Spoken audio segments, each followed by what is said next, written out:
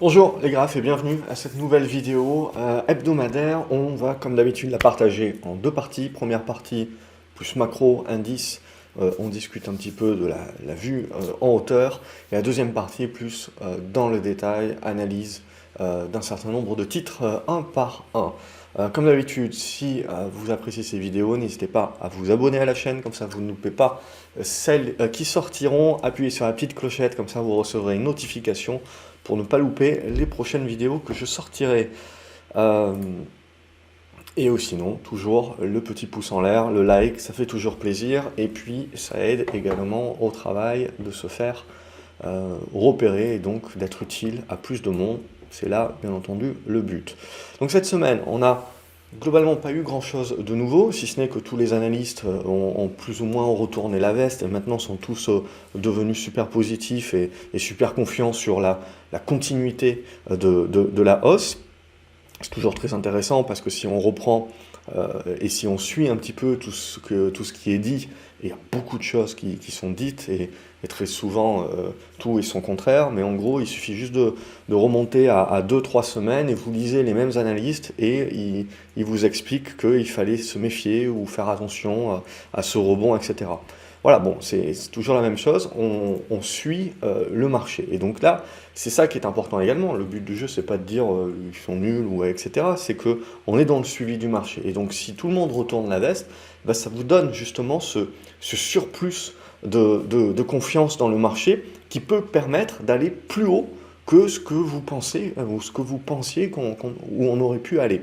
Donc c'est là aussi où il faut éviter de se mettre trop devant le train globalement parce que ça peut toujours aller plus haut que ce que l'on croit, que ce soit un excès ou pas.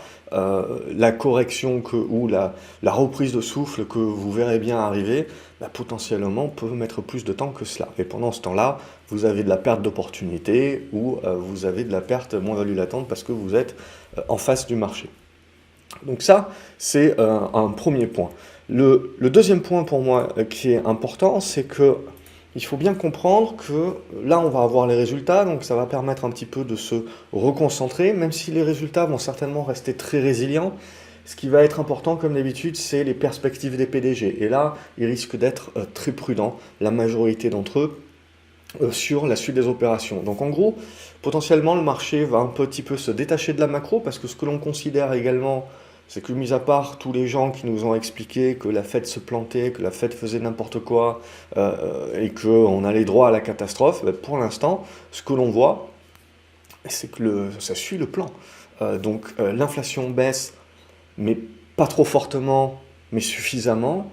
On a un ralentissement économique, mais pas trop fort et suffisant. Donc pour l'instant, les choses se font quelque part en ordre de bataille. Comme on a dit, cette année 2023, elle sera sur ça. Elle ne sera pas sur est-ce que l'inflation va baisser? Ça, c'est quelque chose qui est acté. Est-ce qu'on va vers du ralentissement économique? C'est acté, mais à quelle vitesse? Dans quelle proportion? Et en fonction de ça, on va pouvoir mettre le curseur sur oh mon Dieu, on va se taper une grosse récession, etc. Donc on sabre les cycliques on passe tous en mode obligataire, or et compagnie. Et sur ce graphique-là, si le marché commence à jouer ça, la peur de la récession, etc., en fait, on aura quelque chose qui monte en exponentiel et qui casse cette zone des 103. Tant que vous restez dans la zone actuelle entre les 97 et les 102, 103, on joue le fait qu'on a un ralentissement de l'inflation, un ralentissement économique, mais que ça reste sous contrôle. Et globalement, ensuite, l'autre risque, ça serait l'inflation baisse, mais on arrive à un moment donné sur un plateau où on n'arrive pas à la faire baisser plus. Et le ralentissement économique, lui, continue. Et donc, on commence à discuter un petit peu plus stagflation, un truc en mode un petit peu plus durable. Donc, en gros, pour moi, on est toujours dans le même narratif. Le narratif ne change pas et c'est bien normal puisque on est sur des cycles économiques et tout ça, donc on est dans quelque chose de transitoire, mais ça prend du temps à se mettre en place, comme on en parle déjà depuis des semaines et des semaines. Donc globalement, on est juste en train de mettre en place là et de valider. Le deuxième point qui est important, que je vous avais dit, c'est-à-dire qu'on est en ralentissement économique, mais il y a toujours énormément d'aide. Donc en gros, personne ne ressent globalement la récession. Quand je dis personne, c'est dans les gens qui ont de l'argent sur les marchés, dans des fonds, dans des trackers, etc., et qui ne sont donc pas sous pression de devoir retirer cet argent-là, de le vendre. Alors il y a peut-être des repondérations qui se font, on voit qu'on reprend de l'obligataire, on reprend de l'or, etc., mais on voit aussi qu'on revient sur les actions. Et au-delà des grosses caps, on voit cette semaine qu'on est repassé en mode risk-on, et on avait déjà eu quelques rattrapages, mais là, on a eu vraiment les gros rattrapages sur des plus petites caps et des dossiers de moins bonne qualité. Donc là, on est re-rentré un petit peu plus en mode spéculatif. Donc ce qu'il faut regarder maintenant ces prochaines semaines, parce que ça va être ça, c'est en gros où est-ce qu'on va mettre le curseur. Et il nous faut plus de stats. Alors pour l'instant, le marché est en train de valider que tout va bien dans le meilleur des mondes possible et qu'on suit la trajectoire de la Fed et que donc du coup la Fed va continuer de monter ses taux, mais elle va continuer de réduire la vitesse à laquelle elle les monte, et donc on fera certainement du 0,25 au prochain coup, et puis une dernière fois un 0,25, et on est en train plus ou moins de pricer aujourd'hui la pause. C'est là aussi où c'est important de bien intégrer que le marché il est dans cette anticipation. Et donc c'est pour ça qu'aujourd'hui, on est déjà en train de valoriser le fait qu'on est dans du ralentissement économique qui n'est pas la récession dure dont on avait peur. On est dans de la baisse de l'inflation qui se fait de manière graduelle. Donc ça aussi, c'est plutôt positif sur le fait que tout se fait en ordre. Et le fait que voilà, le plus dur dans la hausse des taux est certainement derrière nous, et il reste que quelques petites hausses de taux minimes pour la suite. Mais globalement, on les avait déjà intégrées. Donc en gros, le marché, si vous voulez, il monte parce que il a beaucoup de cash, ce cash doit s'investir, et il a un certain nombre de nuages noirs ou d'incertitudes que l'on avait sur la fin de l'année ont été, aujourd'hui, le marché pense que c'est dissipé. Et puis, derrière, maintenant, on va pouvoir se concentrer sur les résultats des entreprises, et c'est là où ça va faire la différence également, parce que dans les résultats dans les entreprises et dans les discours des PDG, on va voir pour se projeter un petit peu plus à 6 mois. Et c'est ça maintenant où on va mettre le curseur. Est-ce qu'on est en ordre et le marché va reprendre peur à un moment donné sur le fait que ça va commencer, les pentes vont commencer à devenir plus pentues, et donc ça va de nouveau nous refaire peur, etc. Ou au contraire, est-ce que justement, ce qu'on se dit, c'est que le ralentissement, on n'est pas dans la capacité de ralentir suffisamment l'économie, donc on n'est pas dans la capacité de ralentir suffisamment l'inflation, et on conserve une inflation à 4%, 5% éventuellement, qui arrive sur un plateau, et donc là on reprend peur sur le côté un petit peu stagflation, et le fait que la Fed doive ressortir son bâton de pèlerin. Sauf que après on se rendra compte que 2023-2024, c'est également des années où on va avoir beaucoup d'entreprises et d'États qui ont besoin de se refinancer par rapport aux endettements qui avaient été pris lors du Covid. Et on ne peut pas se permettre non plus, et les banques centrales ne peuvent pas se permettre non plus, de continuer de monter les taux pour combattre une inflation qui susceptiblement n'arriverait plus à baisser, et donc on aurait peur de la stagflation, parce qu'à ce moment-là, on gripperait complètement le marché du crédit. Et ça nous referait peur sur la crise de la dette et compagnie. Bon, pour l'instant, nous n'y sommes pas. Moi, le seul point qui m'intéresse, c'est de regarder justement l'obligataire, et donc de regarder les prix d'obligataire. C'était ce dont on avait parlé, et donc globalement, cette semaine, on a validé l'idée de la configuration et la construction de la figure. Donc ici, on est tous encore, on est sur la fin du mois de décembre, et donc c'était là où on est tous en train de dire « Oh ok, c'est pas top, etc., faut se méfier encore, et tout ». Là, tout de suite, les taux se détendent, le dollar se détend une nouvelle fois, et on revient sur les niveaux qu'on avait connus mi-décembre, donc on est tout détendu. Donc maintenant, c'est là que ça va se décider. Parce que si vous regardez dans la figure, on est toujours globalement dans la figure, et on est toujours dans une tendance de fond baissière. Donc c'est là que ça va se décider, c'est-à-dire qu'on n'est pas à l'abri de zigzaguer encore un petit peu dans cette phase-là, mais on n'est pas à l'abri également de détendre beaucoup plus la suite des opérations, en cassant, en faisant le petit pullback et en allant chercher cette oblique ici. Tant qu'on va chercher comme ça, on est dans la détente. Et on est donc voilà, on a du cash, on le place, et donc on peut aller chercher de l'excès.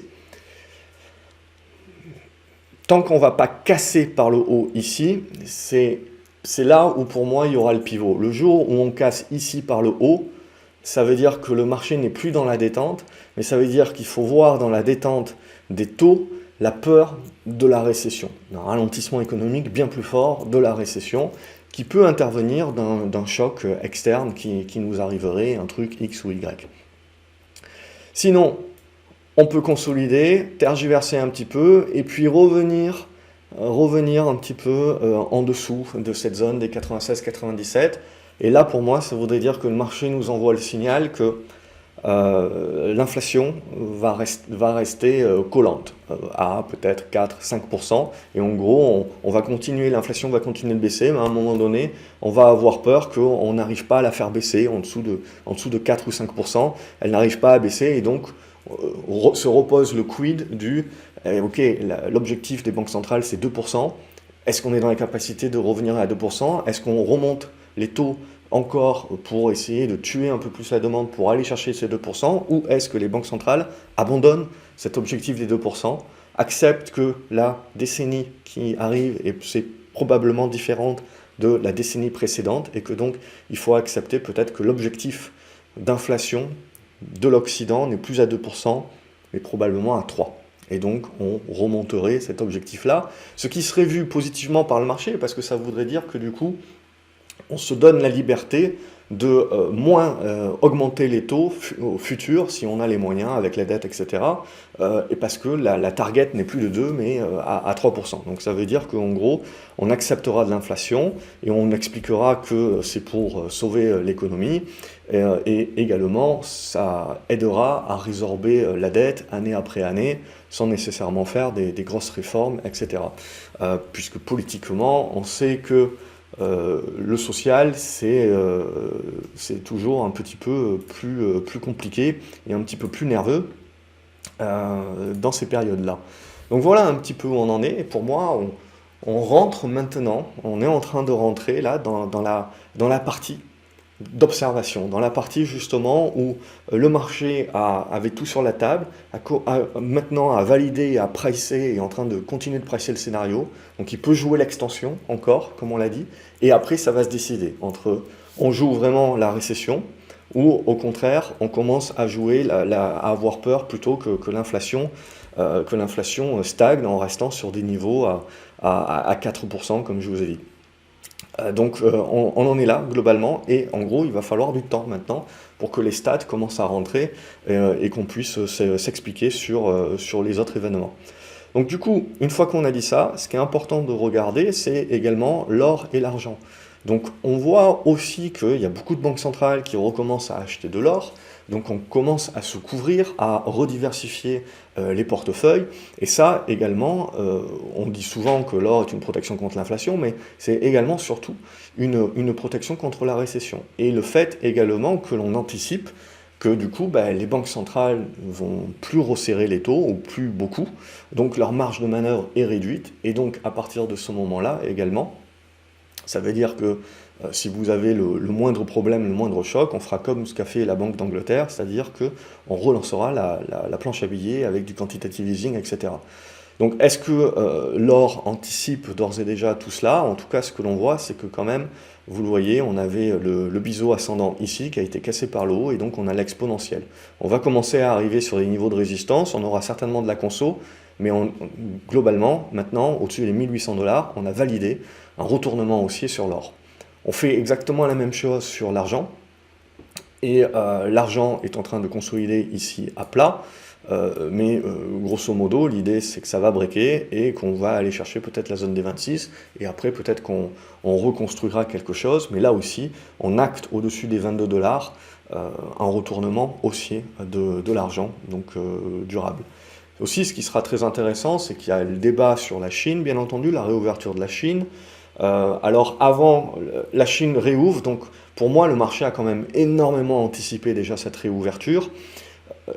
Globalement, on peut se dire qu'il ne peut être que déçu, c'est-à-dire que soit on va être déçu sur le fait que la Chine se réouvre, mais bon, comme il y a toujours énormément de cas Covid, etc., c'est pas non plus, on remet pas la machine en route comme ça en 2 minutes, c'est quelque chose qui prend du temps et qui va aller crescendo. Et après, une fois qu'on n'aura plus justement de vent de face vis-à-vis du Covid et ce genre de choses-là, on va peut-être se poser la question de dire finalement la machine chinoise redémarre, mais elle n'est pas aussi puissante que ce que l'on croit. Et donc ça repose derrière des questions sur la demande, sur la croissance, etc.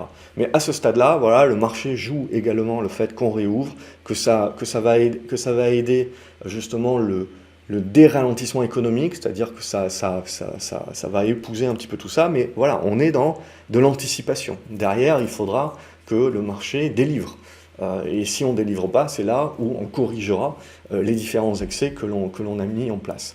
Donc pour l'argent, c'est toujours positif. Et ensuite, donc l'euro-dollar, ça sera très important de regarder, là aussi. Donc le dollar continue de se détendre, donc c'est intéressant pour les matières premières. C'est également aussi une aide à la hausse de l'or et de l'argent.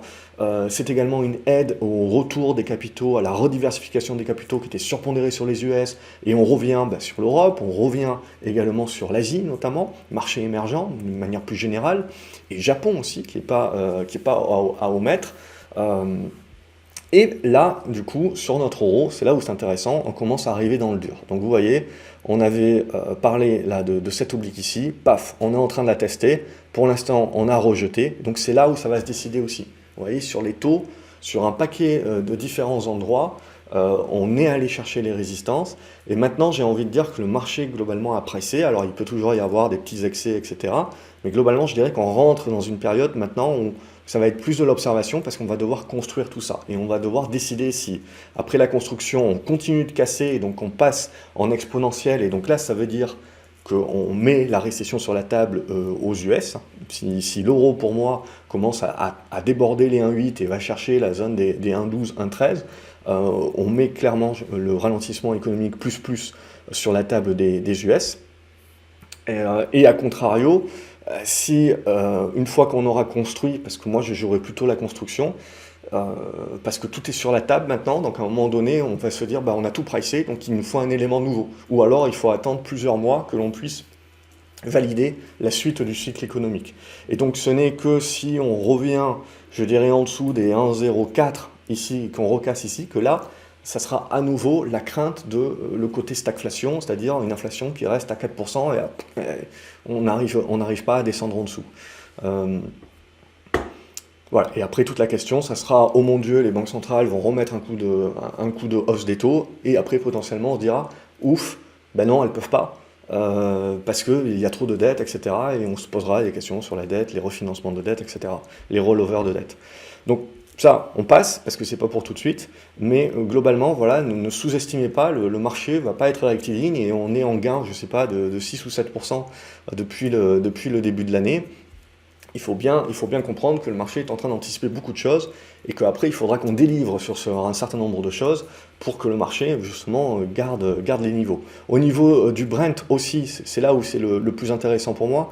Alors, j'ai dû avoir le rollover, parce que j'ai les obliques qui ont bougé, mais toujours est-il, c'est toujours une tendance haussière de fond, c'est ça pour moi qui est toujours le plus important.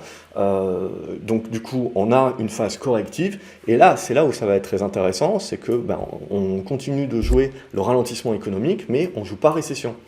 Récession, il faut casser globalement les 70 $, là, il faudra casser les 70 $ et commencer à partir en mode tangente vers la zone des 60. Ne pas oublier également qu'à plus long terme, à un moment donné ou à un autre, on a tous besoin de pétrole, on va continuer d'avoir besoin de pétrole, la démographie est toujours croissante. Ne pas oublier que les Asiatiques et les pays émergents, ils veulent vivre à l'occidental, donc c'est bien beau, tous nos trucs écolos, etc. Eux, ils s'en foutent, ils veulent profiter comme la précédente génération a profité. Donc, à un moment donné, ça fait des points de blocage. Ne pas oublier également qu'on paye les déficits d'une décennie de sous-investissement, que ce soit dans les métaux, que ce soit dans le Brent. Donc là aussi, l'idée c'est de se dire, on peut très bien avoir une correction de court terme parce qu'on a une baisse de la demande, mais une fois qu'on se dit, il y a la Chine qui redémarre, le ralentissement économique, il est sous contrôle, on ne se fait pas trop peur sur la récession éventuellement, mais même si on se fait peur sur la récession, si on se projette dans un an, il y a toujours besoin de plus de pétrole. Et en plus on veut investir dans les énergies renouvelables, plus on veut justement devenir indépendant énergétiquement pour l'Occident et notamment en Europe, plus il faut faire un effort et investir, et ça passe par plus justement de pétrole, de gaz, de charbon et de différentes énergies pour ensuite pouvoir s'en détacher.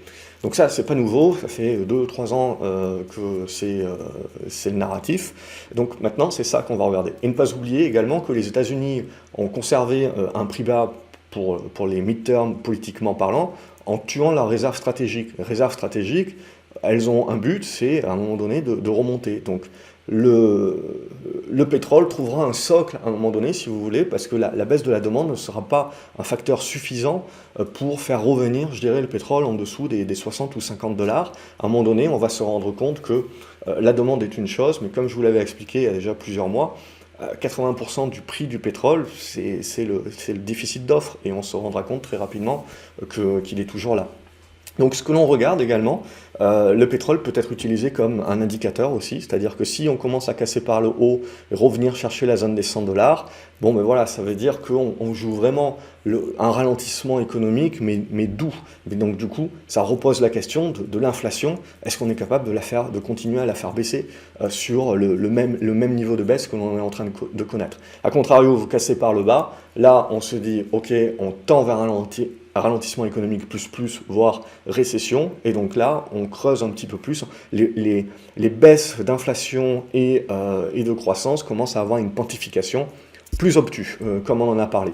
Donc, et là, comme vous le voyez, on est dans le ventre mou, on est dans la congestion et on attend. Il va falloir se décider, on sort par le haut, on sort par le bas. C'est pour ça que je vous dis qu'on rentre dans une période un petit peu d'observation dorénavant, parce qu'on voit que tous les différents éléments sont arrivés sur des niveaux où on va se poser la question. Est-ce qu'on casse et on commence à partir en excès, ou est-ce qu'on commence à construire un petit peu et à attendre la suite. Du coup, on arrive sur nos indices. Donc, si on prend le CAC 40, qui est toujours bien joufflu en valeur de croissance, oui, parce que c'est le luxe, mais on peut les changer de catégorie, peu importe. Donc, ce qui est important graphiquement sur le CAC 40, c'est qu'on a cassé les 6800 points. Tant que vous êtes au-dessus des 6800 points, on est dans un retournement haussier de moyen terme. À un moment donné ou à un autre, je pense qu'on reviendra les tester. Quand? J'en sais rien. Ça serait sain de consolider. Mais une fois qu'on a dit ça, on n'a rien dit. Il ne faut pas oublier, comme on en a parlé, que le marché a retourné sa veste, tout le monde essaye de faire de la performance, etc., sans trop réfléchir au lendemain. Il y a toujours énormément, tout le monde avait fait beaucoup de cash, etc. Et donc là, maintenant, un petit peu, c'est la partie FOMO, je dirais, du mouvement. Donc il y avait déjà eu le premier mouvement, la correction, deuxième jambe dorénavant qui est lancée. Et donc là, la question, c'est jusqu'où on peut potentiellement aller. À titre personnel, moi, je pense que on est sur des niveaux d'objectifs. Oui, on peut toujours continuer de monter, on peut toujours aller chercher 6150 si vous voulez, etc. Mais je pars du principe que plus maintenant on va continuer de monter en ligne droite, et plus il faudra s'attendre à un moment donné à un retour de bâton qui sera au prorata. Donc ça voudrait dire que plus on consolide tôt, et plus on peut le faire en douceur. Plus on continue de monter, on continue de faire des profits, mais il ne faut pas oublier qu'à un moment donné ou à un autre, il y aura le retour de bâton, et il sera au prorata à la mesure de l'excès qu'on aura créé. Donc tout dépend de ce que l'on souhaite, sans oublier les conséquences que ça peut avoir derrière. Donc pour moi, 6008 à moyen terme, à plus court terme, il y a une zone ici, globalement, aux alentours des 6900, 6950. Voilà. Et sinon, il y a plusieurs niveaux maintenant. On voit que là, on est sur un niveau de blocage sur les 7040, 7050. Et si ça passe, je veux dire, il y a d'autres niveaux, mais on peut essayer d'aller chercher 7150, 7140, 7150. Mais là, voilà, si on y va comme ça, à un moment donné, il va falloir s'attendre au retour de bâton. Donc, pour moi, de toute façon, il faut s'attendre maintenant, c'est une question de temps, à ce qu'on construise, c'est là où ça sera sain, et c'est ce qui nous permettra de dire, ok, est-ce que le mouvement est terminé et on commence à construire un truc un petit peu plus plat, et il faudra ensuite casser par le haut, casser par le bas pour donner la suite des opérations, ou est-ce qu'on va remettre de la volatilité? Et ça va être très important également, parce que ce qui aide le marché, bien entendu, c'est qu'on a réduit la volatilité, ça date pas d'hier, mais la volatilité que l'on a maintenant, c'est la volatilité à la hausse, donc celle-là, elle fait plaisir. Donc il faudra voir dans la consolidation que l'on mettra en place, justement, et ce que l'on voit, on a vu l'automobile aujourd'hui, etc., ce que l'on voit, c'est qu'on a des corrections qui se font avec volatilité, hein, on se prend du -3, -4, -5%, c'est au prorata également de la hausse sur ces valeurs-là, Mais ce qui est important de voir, c'est qu'il y a des acheteurs, tout de suite. On défend les supports. Les supports sont achetés. C'est ça qui est important de voir, c'est les acheteurs sont là. Donc ça veut dire que c'est quand même quelque chose qui a des jambes, hein. Donc on peut compter dessus. Donc voilà, ça sera pour mes niveaux. Donc pour moi, on voit qu'on continue de surpondérer l'Europe, on continue de surpondérer des valeurs plus cycliques, mais surtout ce que l'on voit, c'est qu'aujourd'hui, du LVMH, du Hermès, du luxe globalement, qui est surpondéré sur le CAC 40, continue d'attirer énormément, on va voir les graphiques après, et ça, vous ne devez pas sous-estimer la puissance de l'investissement passif, la puissance des trackers, et la puissance, comme je vous l'avais expliqué, d'un moment donné, il suffit que quelques fonds décident, à cause du dollar, de retirer leur surpondération des US, qui était arrivé à des niveaux exceptionnels depuis 10 ans, c'était US, et reviennent dans les marchés domestiques. Et c'est comme la globalisation, si vous voulez. Je vous avais expliqué que la globalisation ne s'arrête pas. Donc la suprématie des US, c'est pas demain la veille qu'elle va s'arrêter. Mais il suffit, parce que c'est des montants qui sont colossaux, c'est-à-dire que si vous rajoutez 100 milliards sur le marché américain, alors j'ai pris un chiffre au hasard, c'est trop peu, mais si vous rajoutez 100 milliards sur le marché américain, ça ne va pas faire de grosses variations.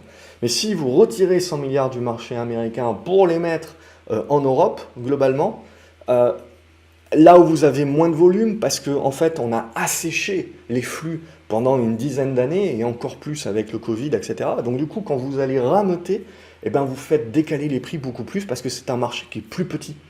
Donc c'est ça, les ordres de grandeur qu'il faut comprendre un petit peu dans les changements de flux, dans les rotations qu'il y a sectorielles, mais également les rotations géographiques qu'il y a actuellement, de par les mouvements que l'on peut voir notamment sur le dollar. Et donc ça peut continuer en fonction de la suite sur le dollar. C'est pour ça que c'est très important de regarder ce que fait le dollar, parce que de ça va dépendre également les rotations, non pas sectorielles entre valeurs de croissance, valeurs cycliques, si on schématise, mais également les zones géographiques. Donc voilà un petit peu où on en est, et si on regarde le Nasdaq maintenant pour avoir une vue croissance typée, ben on voit qu'on est toujours dans du retard, on a un petit peu de rattrapage qui s'est effectué, mais là, c'est là aussi, on rentre maintenant dans le nerf de la guerre, parce que vous le voyez, on est dans une zone de congestion. Et cette zone de congestion, alors on peut certainement zigzaguer, et elle va donner la suite. C'est soit on joue vraiment la détente des taux, détente du dollar, et donc là, je pense qu'on fera la rotation inverse, c'est-à-dire qu'on va pousser sur les valeurs de croissance, parce qu'il y a les résultats qui vont tomber, Apple et compagnie, donc la problématique là, c'est que ça va être le gros dilemme, puisque sur ces résultats-là, on a vu les moins 20% qu'on s'est tapé au mois d'octobre-novembre, donc tout va se jouer là, globalement. Donc la micro redevient importante de par les pondérations de ces titres-là dans les indices, même si quand vous êtes pris moins 20 ou moins 30% sur du Apple et compagnie, bah, la pondération a baissé dans du S&P, etc. Donc d'ores et déjà, un indice comme le S&P qui était redevenu un petit peu trop surpondéré valeur tech, bah, il a bien baissé valeur tech, et les valeurs énergie un peu plus cycliques qui sont remontées. Donc on a rééquilibré en 6 mois, on a un petit peu mieux rééquilibré le S&P. Mais pour du Nasdaq, c'est pure croissance, bien entendu. Donc là, ce qui va nous intéresser, c'est la congestion qu'on va mettre en place là et comment on en sort. On en sort par le bas, ça veut dire que les résultats des GAFAM sont vendus et que tout simplement, on a peur qu'elles ne délivrent pas et on a peur que l'inflation reste élevée et que donc les banques centrales ne changent pas encore de discours et compagnie. Donc on continuera de sous-pondérer les valeurs de croissance versus les valeurs cycliques. Donc globalement toujours surpondération et surperformance de l'Europe, ou au contraire, on congestionne et on casse par le haut. Ça veut dire que les résultats sont pas si mal que ça. Après tout, après avoir corrigé moins 30% sur ces valeurs-là, le marché peut se dire qu'il a acté le pire. Le ralentissement économique n'est pas si important, ça reste des valeurs avec du pricing power, elles sont en train de licencier, elles ont la capacité d'augmenter leur prix, donc éventuellement de marger plus à l'avenir si on ne part pas réellement en récession. Et qu'elles sont capables de protéger leur business, elles vont, par la réduction de leurs coûts, réussir à faire plus de bénéfices quand le marché sera dans la capacité de repartir. Et donc à partir de ce moment-là, on peut se dire également que les banques centrales seront coincées à cause des endettements, etc. Et donc si on continue d'avoir de la détente, de la détente sur les taux, vous pouvez avoir un petit peu un alignement des planètes pour un retour, je dirais pas durable, mais je dirais un retour moyen terme pour aller chercher et faire surperformer les valeurs de croissance. Donc ça, c'est ce qu'on va attendre de voir, hein. Il faut encore patienter, mais c'est typiquement le petit truc où on a envie de dire, oui, c'est ça que je veux jouer. Si je veux aller jouer de la surperformance, j'ai envie de tenter cette idée.